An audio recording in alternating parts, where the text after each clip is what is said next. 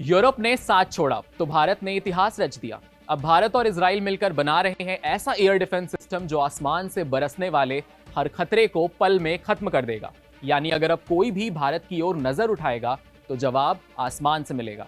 आज हम बताएंगे यूरोप ने आखिर कौन सा धोखा दिया, भारत ने कैसे लिया गेम चेंजर बनने का फैसला, और ये डिफेंस डील भविष्य में भारत को बनाएगी सुपर सिक्योर पावर।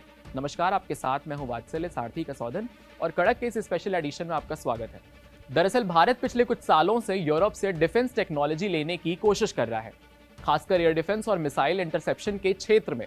लेकिन बार बार डिलीवरी में देरी, टेक्नोलॉजी ट्रांसफर से इनकार और राजनीतिक नो के चलते यूरोप के कई देशों ने भारत को निराश किया है।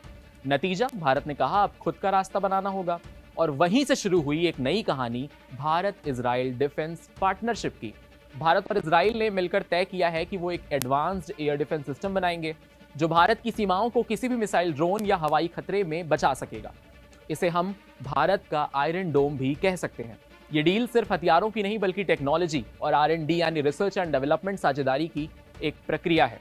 यानी अब मेक इन इंडिया के तहत भारत में ही बनेगा हाईटेक एयर डिफेंस नेटवर्क। विशेष बात यह है कि इजराइल का अनुभव और भारत की तकनीकी क्षमता दोनों मिलकर बना रहे हैं एक ऐसा सिस्टम जो आने वाले दशक में भारत को आत्मनिर्भर और सुरक्षित दोनों बनाएगा। इजराइल ने 2011 में आयरन डोम सिस्टम बनाया था जो 90% तक इनकमिंग रॉकेट्स को हवा में ही नष्ट कर देता है।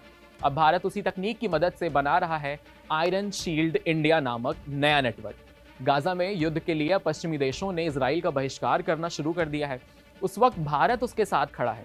भारत ने न सिर्फ कारगिल युद्ध में मदद के लिए इजराइल का एहसान चुकाया, बल्कि इजराइल के साथ नई डिफेंस टेक्नोलॉजी का समझौता तक भारत ने कर लिया है।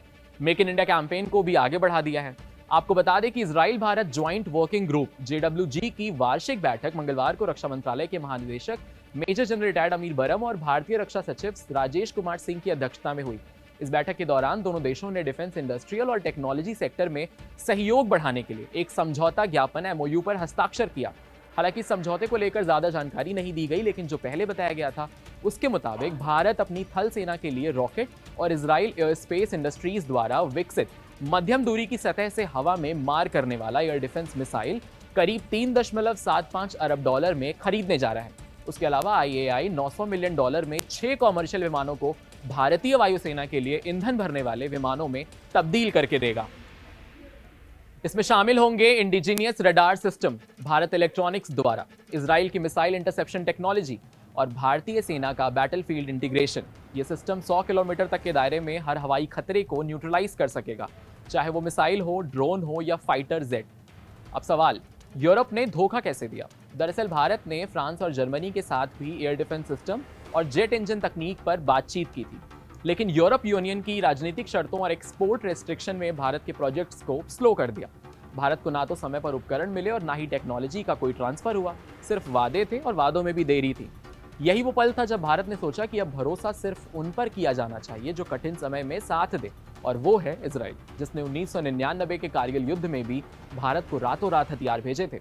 तो साफ है, यूरोप ने अगर दरवाजा बंद किया है तो भारत ने नया रास्ता खोल दिया है। इजराइल के साथ ये साझेदारी न सिर्फ एक डिफेंस डील है बल्कि एक संदेश भी है कि भारत अब किसी पर निर्भर नहीं रहता बल्कि दुनिया के लिए भरोसे का साथी बन चुका है। अब सवाल आपसे है कि अगर भारत और इजराइल मिलकर दुनिया का सबसे ताकतवर डिफेंस नेटवर्क बना सकते हैं? अपनी राय कमेंट में बताएं और इस वीडियो को ज़्यादा से ज़्यादा शेयर करें। ऐसी तमाम अपडेट्स के लिए आप कड़क को सब्सक्राइब कर सकते हैं और फॉलो कर सकते हैं हमारे चैनल को, और लाइक करिए हमारी वीडियोस।